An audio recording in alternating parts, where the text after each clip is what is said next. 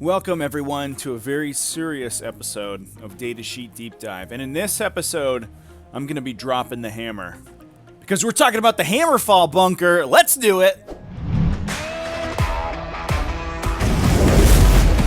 What's up, everybody? Welcome back to Tactical Tortoise. My name is Trevi, and today we are talking about the newest fortification entry in the Space Marine Codex, the Hammerfall Bunker. In fact, I believe one of, if not the first fortification that Space Marines have received. I think they had some Forge World fortifications previously, but that was it. And now we have a kit for Space Marines to put a stationary object on the table. How exciting! As always in this video, we're going to be talking about an analysis of the Hammerfall Bunker, its datasheet, some of the best attributes of the unit, as well as synergies, both with the Space Marine Codex and other Space Marine chapters, and wrapping it up with a final review, some tactics talk, comparison to other units, and a final verdict of whether or not you should consider this for your army.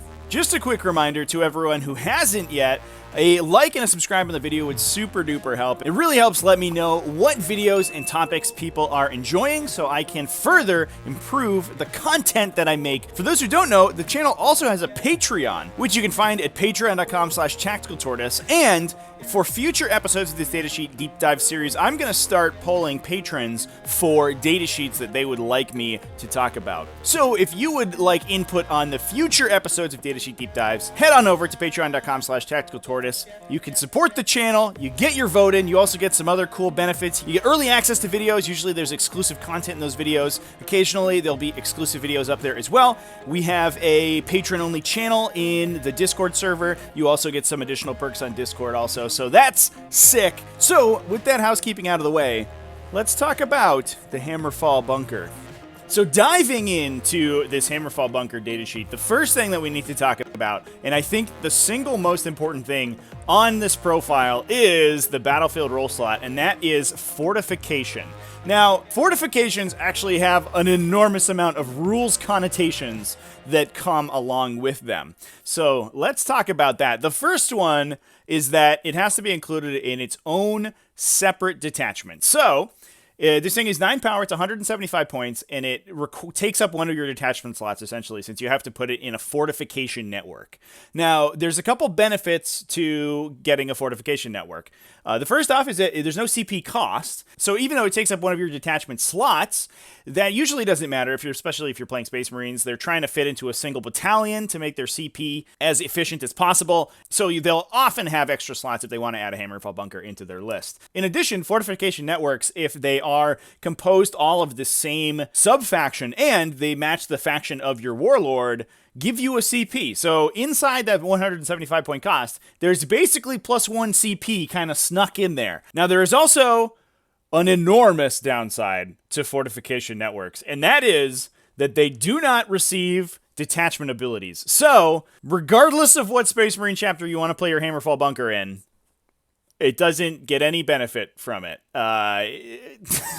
So there's lots of interesting potential synergies. You could bring it in like Dark Angels or Crimson Fist, try to get it +1 to hit, like Raven Guard to get it light cover all the time, stuff like that. None of those work. Don't do that. That's cheating.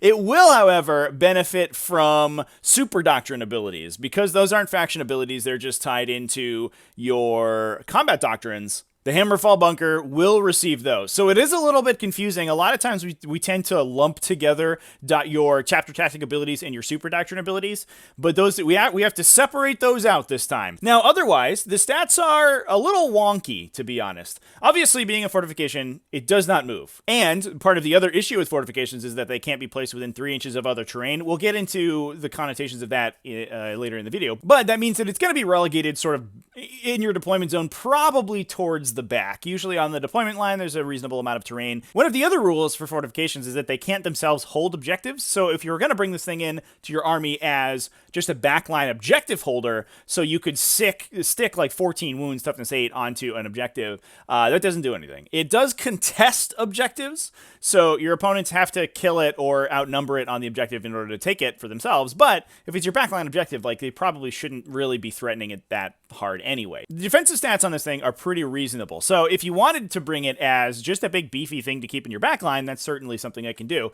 It's tough to say, with 14 wounds. So we're almost in a Land Raider Repulsor level of difficulty to kill here. Now, unfortunately, it doesn't have any defensive keywords. It only has building, vehicle, and itself, basically, as keywords. So it doesn't have smokescreen. It can't skilled riders or anything weird like that.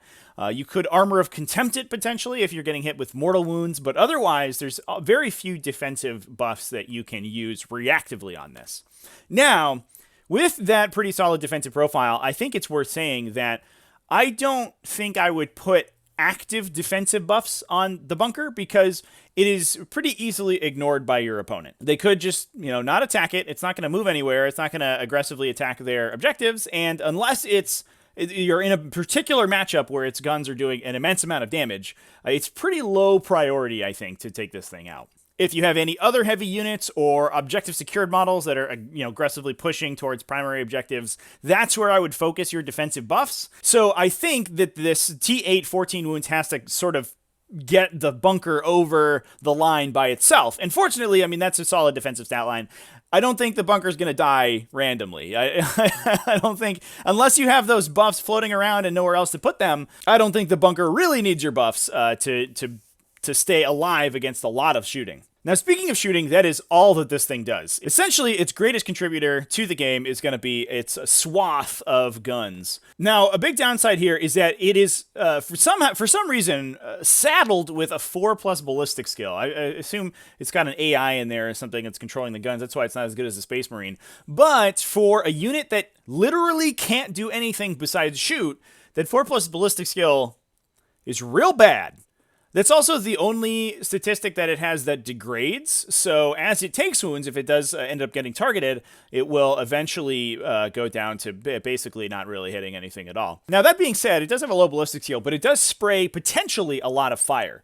It can take either a heavy bolter array or a flamer array, the heavy bolter being just a standard heavy bolter profile, strength 5, -1 AP for 2 damage. The heavy flamer, just the standard heavy flamer profile, heavy D6 at range 12 for strength 5, -1 damage that automatically hits. Now, the interesting thing about these array weapon systems is its defensive array ability, which say that it can allocate its heavy bolter to every single eligible target every time it fires. So instead of saying you're going to shoot your heavy bolter array and picking one target for it, it will just fire at everything in range and line of sight, which is honestly a very cool mechanic. Now, the downside is that it's one heavy bolter, and a lot of things aren't really gonna be super worried about getting hit with one heavy bolter. It's when you get 3 or 4 stacked up on top of you that becomes a big problem.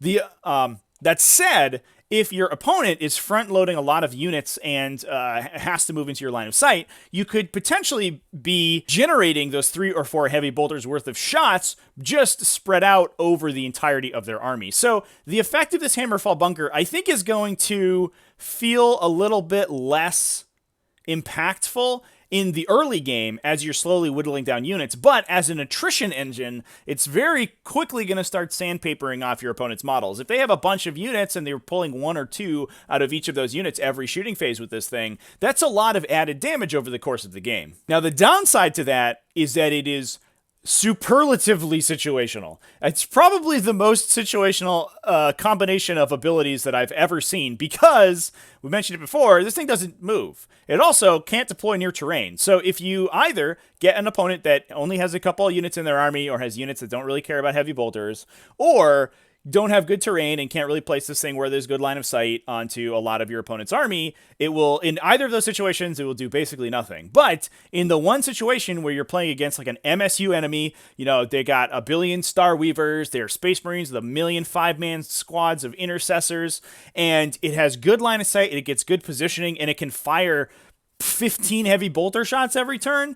All right, we're talking now. But unfortunately, the games where it's going to be able to do that are pretty few and far between, in my opinion. Now, the other weapon that this thing has on top is the Hammerfall missile launcher. It's a 72-inch range missile launcher. It either fires a super frag missile for 2d6, strength 6 shots, AP 0 for 1 damage with blast, or a crack missile, or 2 crack missiles, At heavy 2, 10 strength, -2 AP for big D6er damage. So, yeah, basically what it says on the tin. Now, this is where this ballistic skill 4 is really going to hurt, because you really want this missile launcher activation to matter a lot, because it's the one thing that, unlike the heavy bolters, which are going to be relatively situational, the frag and crack missiles have a long range. They're going to have a lot better target selection than the little bolt guns. So you want that big strength 10 D6 damage shot to convert. Now, obviously, it can replace its bolter array with the flamer array. In my opinion, you will never do that. You will just take the bolter array.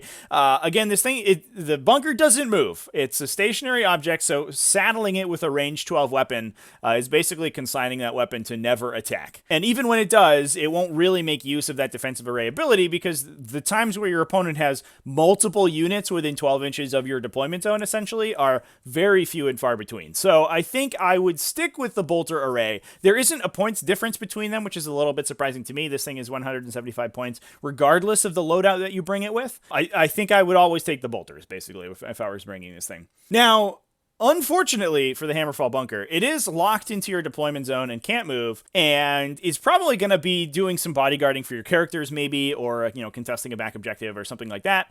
But for a big, chonky unit stuck in your deployment zone, having the explodes rule for D6 mortal wounds is not amazing. Anybody who played in the 8th edition version of the Codex, where almost every Primaris vehicle exploded for D6, knows how painful that can be on your army when one of these big vehicles goes up. And in 9th edition, that is not re-rollable. Once you roll that 6, you just gotta eat it. And if you're using this to protect your characters, this could be a devastating amount of damage that this thing does when it goes up. So it's not all sunshine and daisies for the Hammerfall Bunker here so far. So overall, we have a pretty hard to kill unit, but that is locked to being stationary. It has some decent guns, but they're locked behind a relatively bad ballistic skill, and a really interesting shooting ability that, unfortunately, I think is gonna be relatively situational. So holistically, let's take a look at exactly what this Hammerfall Bunker wants to be doing in your army. Now, obviously, being a vehicle, the bunker isn't core, so it doesn't get the core keyword and doesn't benefit from most of your reroll abilities.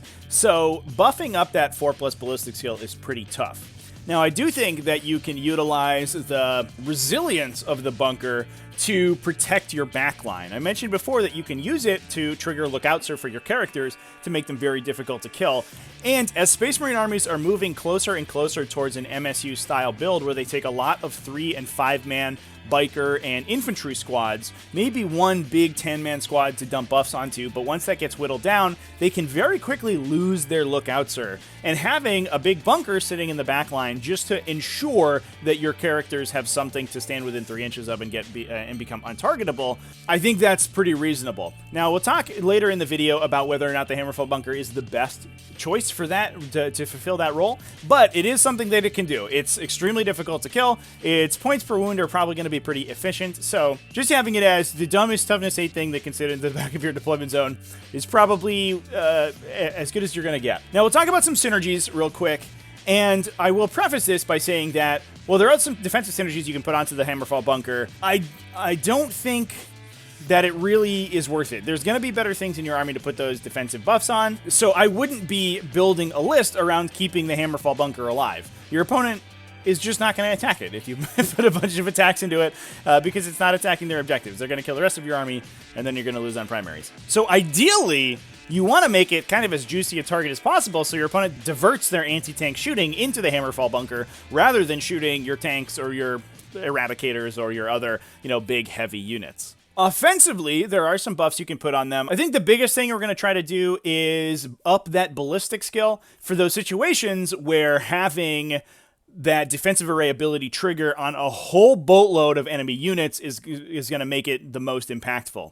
Obviously, the Primaris Tech Marine is one good option for that. He can just make this give this +1 to hit. Ironfather Fieros and Torgaradon out of Iron Hands and Imperial Fists, respectively, both have Signum arrays, and they can do the same thing. Iron Hands as well can give it a reroll 1s to hit on the first turn when they're in Devastator Doctrine. They could also set it back to Devastator Doctrine if you want to keep those reroll 1s to hit for later in the game using Methodical Destruction. Iron Hands also have target protocols available. You can make this thing reroll a hit, a wound, and a damage roll out of its super crack missile. That helps improve the consistency of that weapon pretty significantly. Now, unfortunately, Iron Hands have a lot of buffs for vehicles, and unfortunately, I'm not sure that the Hammerfall Bunker is really where you want to be putting them. There are more efficient vehicle weapons elsewhere in the Codex, and while the Super Crack Missile is very cool and very and is one big shot, I don't know if that's necessarily where you want to be going. You can also extend its range in Devastator Doctrine using the Dark Angel Super Doctrine ability. That puts its heavy bolter array up to a 42-inch range. The Super Frags and Super Cracks will be able to shoot anything on the table, so that doesn't really matter. But the 42-inch range on the bolter array is pretty decent because it means that if you're going first on the first turn, if this deploys on the line, it can hit most of your opponent's deployment zone immediately. So they're going to have to, in order to not get hit by that heavy bolter right off the bat, they're going to have to deploy out of line of sight. They won't really be able to escape the 42-inch range bolter. Now, I should mention 36-inch range typically is pretty good. And especially in 9th edition, where the game is about aggression, having a 36-inch range usually means that you're going to be in range of whatever you want to shoot at for most of the game. Unfortunately, that's only the case for things that can move. And the Hammerfall Bunker very commonly will not be able to deploy at the front of your deployment zone and also won't be able to move. So the 36-inch range actually might not end up being super long. So having the ability to get that extra 6 inches of range when you need it in Dark Angels is going to be a big deal. There's also, I'm not going to mention all of them, but there's a bunch of different ways to give this situational runs to reroll. Ultramarines can give it reroll ones with Avenge the Fallen and Gilliman. There are a couple very corner case relics, etc., that can trigger +1 to hit on it. But generally speaking, I don't think that those are really going to be helping too much. So unfortunately, the Hammerfall Bunker doesn't have a ton of synergy built into it. A big reason for that is not getting chapter tactic abilities. Like I mentioned right at the top of the video, there are a lot of interesting potential interactions between the bunker and various chapter tactics, but none of them work. So now, before we move on to a final review of the datasheet and using the Hammerfall Bunker, I want to talk about the use of it as just a battery of wounds to sit in the back of your deployment zone and to give you something to trigger Lookout Sir on your characters on, which is realistically, I think, mostly what it's going to be doing. I took a look at a lot of the Toughness 8 vehicles in the Space Marine Codex in order to review the points per wound you're getting to determine the efficiency of those Toughness 8 wounds. As we can see on the list here, the Hammerfall, unfortunately, only kind of falls into the middle of the road for Toughness 8 wounds. The Hunter and Stalker are standouts in terms of efficiency for their defensive profile. The Hunter coming in at 10 points per wound, the Stalker coming in at 10.5, and then Hunter also coming in with a similar weapon with its big missile launcher, although obviously all of these are going to be missing the heavy bolter array. The Vindicator also beats it out at 11.8, but not by much, whereas the Land Raider, Gladiators, and Repulsor are all relatively expensive. So really, I think this thing is going to be mostly competing with that Hunter and Stalker chassis. Both of those are relatively long-range weapons. They're standard vehicles, so they can move. They have the smokescreen keyword, so they're actually generally going to be a little bit tougher to kill because they can situationally get that -1 to be hit. They don't have as many wounds, but for something that's sitting in the back of your table edge and not really threatening objectives, I honestly don't think that that's as big of an issue. So the Hammerfall, it represents a larger pool of wounds, but they're less efficient wounds, and I don't think its damage output really makes up for that. So if you want a big Toughness 8 thing to sit on the back of your deployment zone, you could be spending like 70 points less on a Hunter. So I'm in Tabletop Simulator now, and what I want to do is talk about the other part of the fortification rule in regards to the Hammerfall Bunker, and that is the restriction that it can't be deployed within 3 inches of any other terrain feature. Now, I don't believe that there's a Hammerfall Bunker on the Steam Workshop right currently for Tabletop Simulator. If I'm wrong, I'm sure somebody will send me a link. But I looked up the dimensions of the bunker. It looks like from the pictures that it's about the size of an impulsor. Facing is about the length of an impulsor, which is 5.5 inches long. Here we go. All right, we have our Hammerfall Bunker. We can name it too while we're here. Now everyone will know what it is. So, as you can see, we have it 5.5 inches, or a little bit less than 5.5, which I think is about the right size of for this unit. So it's very chonky. And a couple things that I think people have overlooked when they are talking about this is that it's going to have real problems with obscuring terrain. So we have these craters, for example, in T5S2. Most of the time, these craters are easy to ignore in terms of obscuring terrain. You just move in and you tow into the crater. That allows you to ignore the obscuring keyword as long as you're within the area of the terrain, and you can shoot freely through them. Unfortunately, a Hammerfall Bunker can never do that because it cannot be placed within 3 inches of it, and it cannot move. So in no situations will it ever be allowed to ignore obscuring terrain. So for example, our Hammerfall Bunker could be placed 3 inches away from that ruin and 3 inches away from this obscuring terrain. And we can start to see that its lines of sight start to become a little bit compressed. Assuming that your opponent can hide behind this thing. I think I have the brick here I've made a little bit tall, but I was hoping that, I think that's probably as tall as the missile launchers are going to be. Assuming your opponent can hide behind the obstacle there, you can basically reach through this channel. And unfortunately, you can't see through most of this because of the obscuring terrain in front of you, so you'll be able to see along this side as well. So, as we can see, obscuring terrain starts to become a real problem when considering the placement of the bunker. I think if you have terrain on your deployment zone, it becomes very difficult to place this even farther back because of its size. Can't be placed within 3 inches of either of these pieces. You could probably do this back corner, maybe up to the deployment line. 3 inches away, and that's probably the best you're going to get. Having sort of a flanked position is going to be pretty good anyway. You can shoot pretty widely across this axis and maybe through there. But realistically, the lines of sight for this bunker are extremely restricted. Now, this does depend a lot on how much terrain you typically play on your tables in Warhammer 40k. This table, I think, is a pretty reasonable amount of terrain that a lot of competitive events are going to be trying to move closer towards, because generally speaking, the competition in 40k increases with the amount of terrain on the tables. You take a look at some other maps, for example, and especially on the long table edge deployments, I think the Hammerfall Bunker becomes even more difficult to place effectively. Let's drop our bunker in here. This is the Scouring, so this is already one of the smallest deployment zones in the packet, and we also have a reasonable amount of terrain. This is pretty heavily terrained, I think, for this map in the T5S2 pool. But we are almost stopped from being able to place it. I think this back corner is the only place that it can legally be put down. This is unfortunately light cover, so you're not able to place it there. I think there's too much stuff in here. Yeah. So, or you could go in the back. Now, unfortunately, I think a lot of times, especially if you have a lot of terrain up in the front center here, which most competitively designed 40k maps have, they'll generally have L's sort of up in this area or in here. Those will restrict, if not the bunker's placement itself, but they will restrict its line of sight. So it's not able to see anything or shoot anything. It's interesting to me that the frag and crack missiles that it has are direct fire. It certainly looks like it's meant to be like a whirlwind style artillery piece. And that would mean that situations like this where it has to deploy in the back are not that terrible, because it's, it still can do something. It can contribute to the fight a little bit. But the fact that it is direct fire means that placing it back there means that it does nothing in the game.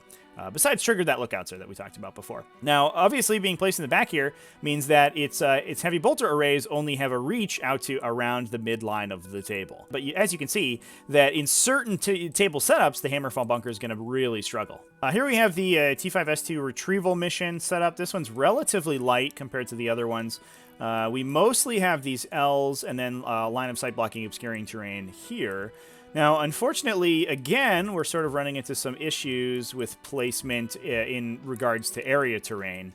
And now the restriction that this cannot be placed within 3 inches of area terrain is really becoming apparent, because we do have light cover area terrain over here for these open lines of sight, so you have a little bit of cover in your back corner. But the Hammerfall Bunker cannot be placed there. This would be a perfect place for it. It would have good line of sight through the center of the table and up into a lot of your opponent's deployment zone. And unfortunately, it can't be placed there because of some random area terrain that doesn't actually have any other effects. And you're going to run into that a lot. I know a lot of tables, especially at like LGSs and stuff, we tend to put a lot of craters and random those little Crash Aquila landers I talked about in my recent Forge World video. I love those things, and those see a lot of play on tables, and you cannot place this bunker within 3 inches of those. Now, this map, obviously, you do have some decent lines of sight. You're going to be able to shoot directly through the center of the table, and you're going to be able to cover a lot of this objective. Unfortunately, you can't quite cover the entire thing with your range. It's close. You're close to covering the entire objective with your range. So at least on this map, the Hammerfall Bunker has a couple interesting lines of sight, but not being able to just toe in right here and get sort of big swaths of LOS through a wide area of the table means that your opponent can pretty easily ignore it, and they can put their unit on this objective just outside of the range there. Maybe they get hit once or twice in the center of the board with the heavy bolter arrays, but otherwise I think they're fine with this thing just chilling here, and they can mostly ignore it. Now, lastly, I wanted to give kind of an extreme example. This is our Scorched Earth map for T5FS2 Season 2, and this is certainly, I think, one of, if not the most heavily terrained map that we have in the pool currently. There are basically no places to put this. These long table edge deployments are really brutal for units that have deployment restrictions like this does. And we talked about this in the recent Forge World Tyranid video. Because the long table edge deployments are even further compressed, it's even worse. For a lot of units like this and like big Titans and things that can't quite fit in your deployment zone. I think this is the only place on the table it can be deployed. Yeah, in this back corner, we have some area terrain here. It can be 3 inches outside of the area terrain. And in that case, you have line of sight literally down this alleyway, and that's it. So that's pretty brutal. Obviously, this is, again, another extreme example. This is a pretty heavily terrained map, but I just wanted to show how bad it could potentially be, because I have seen maps that are even more compressed than this at LGSs. There's a couple in my area that tend to run sort of really heavy city fight style terrain, very much like this, and in that situation, these fortifications are going to be absolutely useless. So now that we're done discussing the actual positioning of the Hammerfall Bunker on the table, we'll move on to our final verdict. And I hope I've done a good job at talking about the weaknesses of this Hammerfall Bunker, because they are many. It's time to ask the question, would I put this in a Space Marine army? And a lot of people got really mad at me for throwing some shade at the Firestrike servo turret. And I hope you have your umbrellas ready, because I would not put this in a Space Marine list. This is not a good data sheet. This unit is bad. And unfortunately for the poor Hammerfall Bunker, unlike the servo turret, which actually, let's be honest, it looks kind of cool. It's a little derpy, but I mean, it's got sort of the early 20th century field artillery, like crude anti-aircraft gun look, and that's cool. I like that look. Having a little Tech Marine on there, it looks like it'd be fun to paint. You have a lot of open space for freehand and for battle damage. That's awesome. The Hammerfall Bunker is just like a brick with some heavy bolters glued to the side. It's not even, doesn't even look that cool. And now, unfortunately, for all the reasons I covered in this video, I don't think that this is really a playable data sheet by any stretch of the imagination. There are going to be some situations where it's going to be sweet. If you're playing against your opponent and they're bringing a bunch of 5-man tactical marine squads and you're playing on a planet bowling ball desert table, the Hammerfall Bunker is going to rip them up. You can stick a bunch of characters next to it. You can give it +1 to hit with a Tech Marine and do some stuff, hit on 3s, and it kills a bunch of Space Marines. That's sick, but realistically, you'd really need to know the matchup in the table before you would ever consider putting this into your list. And, I mean, there's some argument to be made that if you're building your list specifically to beat your opponent, like, what are you doing there, man? Come on, dude.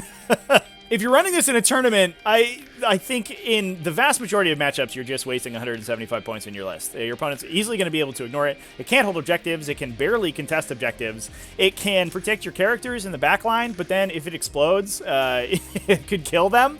So there's even a little bit of drawback there. The missiles are pretty good, but it doesn't benefit from almost any of your aura abilities, not having the core keyword. And not benefiting from chapter tactics means that any interesting synergies that you would want to build with this into your list are basically cut off right there. It's just a big paperweight. Like, it's just a big useless idiot. I guess the real question is whether I would take this over a Firestrike servo turret, and I don't think I would, because a Firestrike servo turret can also protect your characters because it's a vehicle, and it can hold objectives. So at the very least, if you're going to stick it behind terrain somewhere, the Firestrike can at least move and, you know, hold your backline.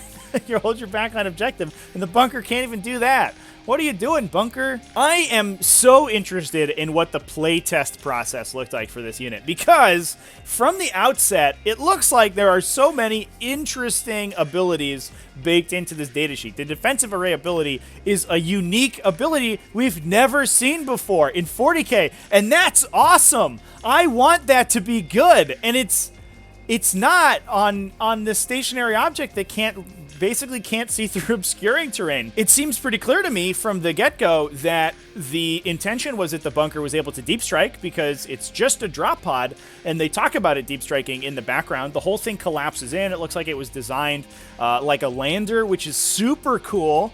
And I'm so curious, like, was its ballistic skill nerfed because they found the defensive array ability to be too strong? Was defensive array in conjunction with deep striking too good? Or did they just, in the later stages of design of the edition, put in the rule that fortifications couldn't strategic reserve, and then didn't want to already break the rule that early in the lifespan of the codex, so they just immediately took it out so it was would function like other fortifications? It's so interesting to me because there are so many ways you could make this Hammerfall Bunker interesting and cool and a unique unit, and it does none of them. I do think defensive array potentially could be very strong, but it seems so situational to me, and for such an expensive price tag that I don't know if I would ever put it in an army in its current state. So that's going to conclude our datasheet deep dive on the Hammerfall Bunker. What do you think about this weird little shoebox of a unit? Do you have a Hammerfall Bunker? Are you excited to put it on the front line of your deployment zone and shoot your opponent's entire army every turn? Because, I mean, that looks really fun the few times that it'll happen. Very unfortunate that there's so many drawbacks in this datasheet. I was kind of rooting for it. I was hoping that it was going to be a nice little unit, but unfortunately very expensive, and that fortification keyword really killing it. That's hopefully Games Workshop sees fit to change the fortification rules in the not-too-distant future. It's kind of bizarre to me that they can't deploy up next to terrain, especially area terrain, and being able to put it overlapping, especially obscuring area terrain, like a lot of ruins or forests or things like that, I think would help this immensely, because then you have huge swaths of your deployment zone that are opened up, and it would be able to shoot. But, alas, that is not the rules as they stand right now, but hopefully they'll change in the not-too-distant future. I want to thank everybody for watching to the end of the video. As always, you can support the channel on Patreon at patreon.com/tacticaltortoise, and I really appreciate everyone who is able to support that way. You can also join the YouTube membership at the link down below the video, the join link there, and that gives you some really cool exclusive emojis and badges that you can use on the channel. We just need a couple more people to sign up, and then we get to unlock more emojis to use, so you get more stuff. So jump on that if you so desire. Otherwise, thanks again for watching. Remember to keep it classy, folks, and have happy wargaming.